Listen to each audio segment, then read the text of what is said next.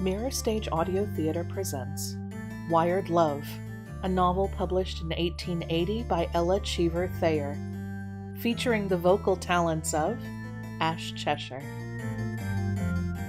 Chapter 5. Quimby bursts forth in eloquence. "That young lady over there acts very strangely. She's not crazy, is she?" inquired a gentleman who stood leaning against the counter over the way and looking across at Natty. "I don't know what to make of her," the previously mentioned clerk to whom this question was addressed answered. "I've been observing her for some weeks. She sits half the time, as you see her now, laughing to herself and gesticulating. Sometimes she will lean back in her chair and absolutely shake with laughter, and she smiles at vacancy continually. She seems all right enough, with the exception of these vagaries, but she is a perfect conundrum to me." "A bit loony, I think," said the gentleman who had asked the question.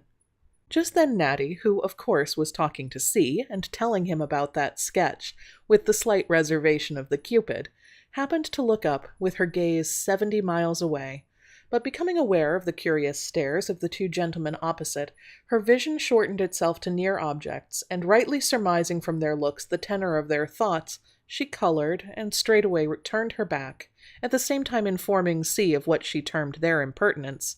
But C answered with a laugh, "It cannot but look strange, you know, to outsiders, to see a person making such an ado apparently over nothing. Put yourself, if you can, in the place of the uninitiated. You come along, see an operator quietly seated, reading the newspaper with his feet elevated on a chair or table, the picture of repose.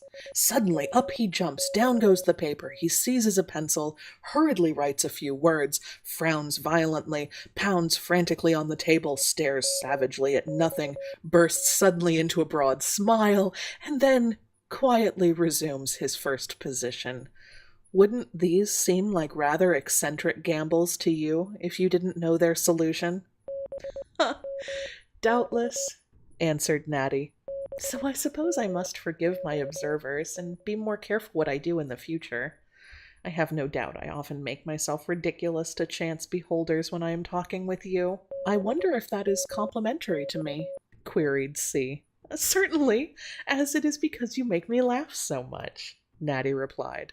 "Then I am not such a disagreeable fellow as I might be?" demanded C, evidently attempting to extort flattery. But before Natty could answer, someone else opened their key and said, "Oh, yes, you are." "That was not I," Natty explained as quickly as possible. "Some of those unpleasant people that can't mind their own business. I was about to say, I should not know how to get through the days now if I hadn't you to talk to." "Do you really mean it?" questioned C, delightedly, it is reasonable to suppose. "Truly, I was thinking only last night how unbearable would have been the solitude of my office had I not been blessed with your company. I was lonesome enough before I knew you, but I never am now." It was a pity that no telegraphic instrument had yet been invented that could carry the blush on Natty's cheeks for his eyes to see, because it was so very becoming. She commenced a reply expressing her pleasure, but was unable to finish it on account of that unknown and disagreeable operator somewhere on the line, who kept breaking the circuit after every letter she made. Nor was C allowed to write anything either. This was a trick by which they had often been annoyed of late. For on the wire in the telegraphic world, as well as elsewhere, are idle, mischief-making people who cannot endure to see others enjoying themselves if they have no share. Thus, unable to talk farther at present with her indefatigable conversationalist, Natty took up a pencil and began entering the day's business in her books, when a shadow darkened the doorway, and she looked up to see Quimby. Since the evening of the card party, when he had become so fully conscious of the condition of things inside his heart, Quimby had been in a really pitiable state of unrest, too bashful or too deficient in self-confidence to seek the society of her who was the cause of all his uneasiness, as his inclinations directed, and not knowing how to make himself as charming to her as she was to him, he wandered past the building containing her 2 or 3 times a day, sometimes receiving the pleasure of a bow as he passed her window, but never before today being able to raise the necessary courage to go in and speak. Natty, who could not but begin to surmise something of the state of his feelings, but without dreaming of their intensity, now smiled on him and asked him inside the office. No man or woman can be quite indifferent to one whom they know has set them on a pedestal, apart from the rest of the world. I beg pardon, I'm sure. The agitated Quimby, trembling at his own daring, responded to her invitation. I was passing, quite accidentally, you know. Thought I would just step in. Really, I must ask pardon for the liberty. We are too old acquaintances now for you to consider it a liberty, Natty replied, and the words made his perturbed heart jump with joy. Business being quite dull today, I shall be glad to be entertained. Of course, Natty said archly, you came to entertain me? Poor Quimby was decidedly taken aback by this question. Yes, certainly, no, that is, I mean, I am afraid I am not much of an entertainer, he stammered, his hands flying to his necktie and nervously untying it as he spoke. Certainly, the wear and tear on his neckties and watch chain while he was in his present condition of love must have been terrific. Aren't you? Queried Natty, without gainsaying his assertion. No, really, I'm always making mistakes, but I'm used to it, and I am not. Possibly I might be a trifle better than nobody, but that's all. And having given this honest and certainly not conceited opinion of himself, he entered the office, sat down, and proceeded to make compasses of his legs. Have you seen Sin today? She paid me a flying visit yesterday and talked a little to C, but I haven't seen her since. Oh, she went away to sing out of town. Let me see, I forget where, and she will not return until tomorrow. Then he added uneasily, I beg pardon, but you mentioned the invisible. I beg pardon, but do you converse as much as ever with him? Oh, yes, indeed, Natty replied, with an ardor that did not produce exactly an enlivening effect upon her caller. We talk together nearly all the time. I beg pardon, but really, what do you find to talk about so much? He inquired jealously. Oh, everything, of the books we read, and the good things in the magazines and papers, and the adventures we have, telegraphically. In short, all of the topics of the day. We agree very well, too, except on candy, that I like and he doesn't, replied Natty. Quimby suppressed a groan and hastened to assure her that he himself possessed a great passion for sweetmeats. But don't you, I beg pardon, but don't you find this sort of thing, ghostly, Ghostly? Echoed the astonished Natty. Yes, he replied, with a gesture of his arm that produced an impression as if that member had leaped out of its socket. Yes, talking with the unseen, I beg pardon, but it strikes me as ghostly. Natty stared. What a strange fancy, she exclaimed. C is very real and of the earthy to me, I assure you. Quimby's face lengthened some 3 inches. Is he? He said ruefully. I beg pardon, but you don't mean to say that you have not taken a... Oh, bless my soul, how warm it is in here! He mopped his face with a red silk handkerchief, a color very unbecoming to his complexion. Warm? Repeated Natty, her lips curving in an amused smile, for she had a shawl over her shoulders and was nevertheless slightly chilly. I don't perceive it, I am sure. I beg pardon, but I've been walking, Quimby said nervously. But I was about to ask, I beg pardon, but you have not... Desperately now. Really fallen in love with him, have you? Natty's eyes danced with amusement, but her color deepened slightly too as she replied, How could one fall in love with an invisible? Why, that would be even less satisfactory than an ideal. Quimby's face brightened, and he recovered himself sufficiently to put away the red silk handkerchief. I don't think... really, I should not think there would be much satisfaction in it. Then, stealing a bashful but adoring glance at her, he added, I prefer a visible as being something more substantial, you know. Indeed, said Natty demurely. Then, thinking perhaps he was drifting on to grounds that had best be avoided, she changed the subject by saying, Do you not think Sin a very charming young lady? Oh, yes, yes, very charming, Quimby answered, but perhaps not so enthusiastically as perhaps Mr. Norton might have done. For Quimby's heart was of the old-fashioned kind, and his fancy was not fickle. Besides, being now, in a measure, launched upon the subject of love, so awful to approach, he was unwilling thus soon to leave a theme so sweet, yet so formidable. Therefore, crossing his legs and bracing up against the chair-back, he determined now or never to give her an inkling of his feelings, an intention so very palpable that Natty was glad indeed to hear from the sounder, B.M., B.M., B.M. Excuse me, she said hastily, they are calling me on the wire, and immediately answered and began taking a message. Meanwhile, to him had come a reaction, and he was in a state of total collapse. Before she had finished receiving that message of only 10 words, he had drawn himself dejectedly to his feet and was looking for his hat. I must go, you know, he faltered, blushing as Natty glanced up at him. I fear I have intruded now, but He stopped short, unable to find an ending for his sentence. I'm always glad of company, Natty said, but a little distantly as she gave OK on the wire. Really, you are very kind, you know, stammered Quimby. I pass here on the way to dinner, you see, from the office, you know. He eked out his meager income by writing in a lawyer's office.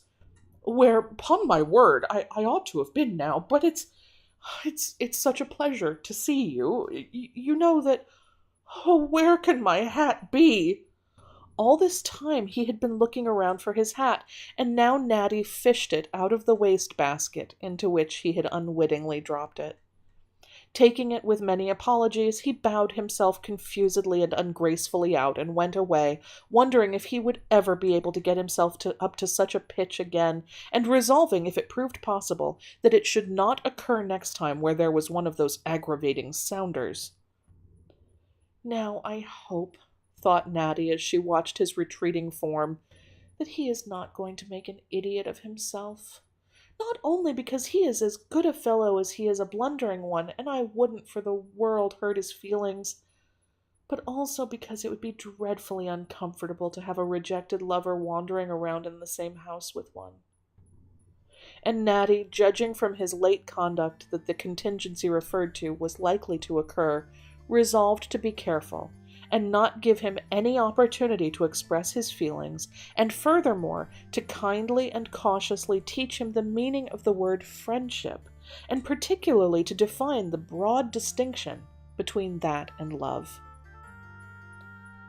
But circumstances are mulish things, and not to be governed at will, as Natty was soon to discover. A few evenings after she called in to see Sin, who happened to be out, but she was momentarily expected to return, as Mrs. Simonson said, so Natty concluded to wait and sat down at the piano.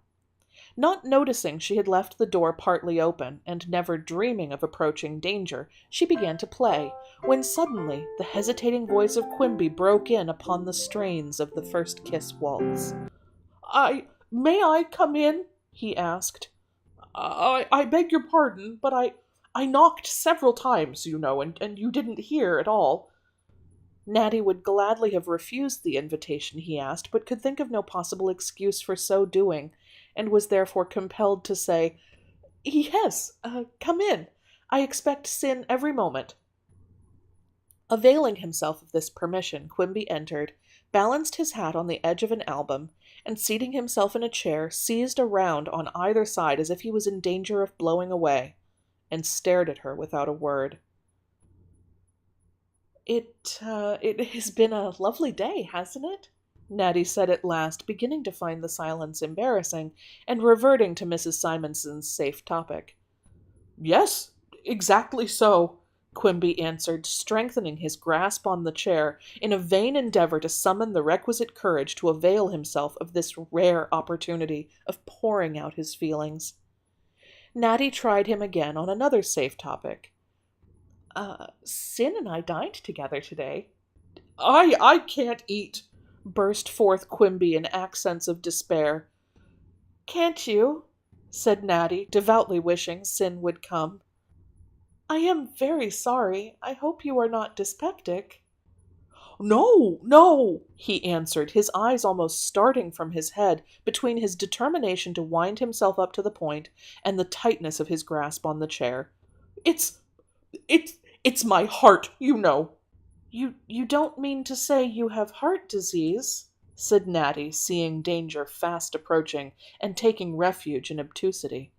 No, I beg pardon, not a bodily heart disease, you know, but a mental one. He relaxed his grasp on the chair with one hand to tug at his necktie as if being hung and disliking the sensation. That is something I never heard of, Natty said dryly.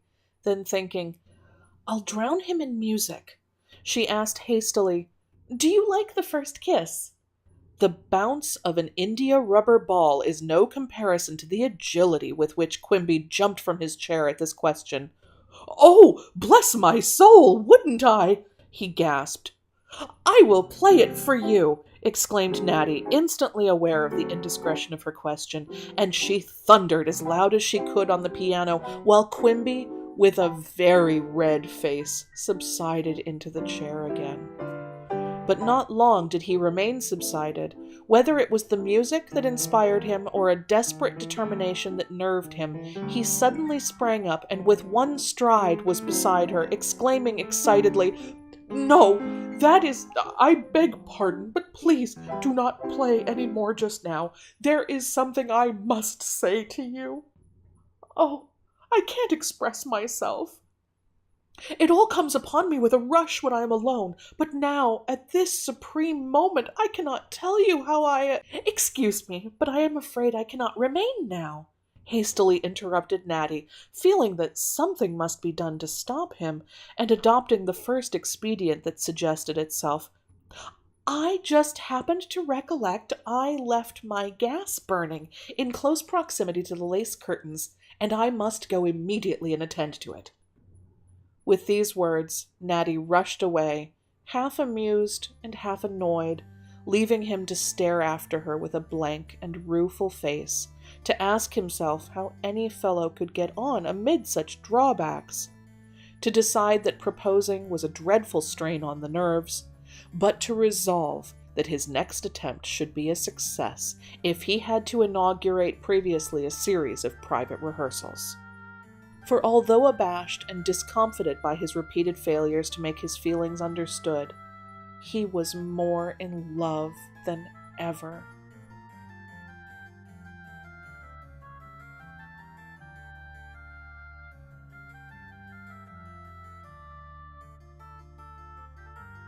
Chapter 5 of Wired Love, Quimby Bursts Forth in Eloquence, was brought to you by the Mirror Stage Audio Theater and was recorded and produced by Ash Cheshire. Wired Love was written by Ella Cheever Thayer, published in 1880. The Wired Love theme song is Dial M by Twin Musicom, twinmusicom.org.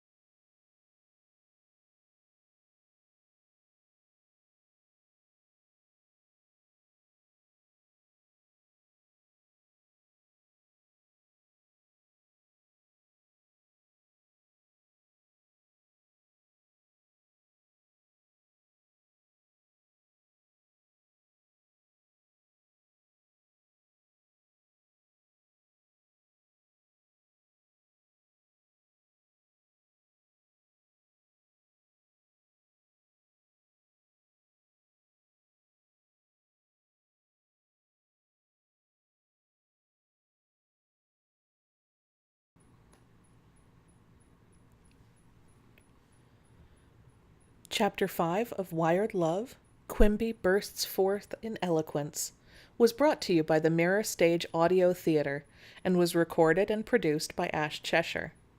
Wired Love was written by Ella Cheever Thayer, published in 1880. The Wired Love theme song is Dial M by twinmusicom.org. Hello, KACR listeners. This is Ash Cheshire of the Mirror Stage Audio Theater. Thank you so much for listening to this latest episode of Wired Love. I am really excited to be sharing my podcast with KACR, so to thank you for listening, I will be joining you after some of the episodes with short epilogues like this one, sharing some additional information about the work and its author, the themes and how they relate to or differ from current history, about my process adapting it for radio, and who knows what else. If you have any questions that you would like covered in a future epilogue, or if you'd like to keep up with our current and future podcasts, please visit us on Facebook, facebook.com/Mirror Stage Audio Theater. That's theater with an R-E at the end. You are tuned to KACR-LP. Thank you again for listening to this latest chapter of Wired Love by Ella Cheever Thayer. This is Ash Cheshire, signing off on behalf of the Mirror Stage Audio Theater.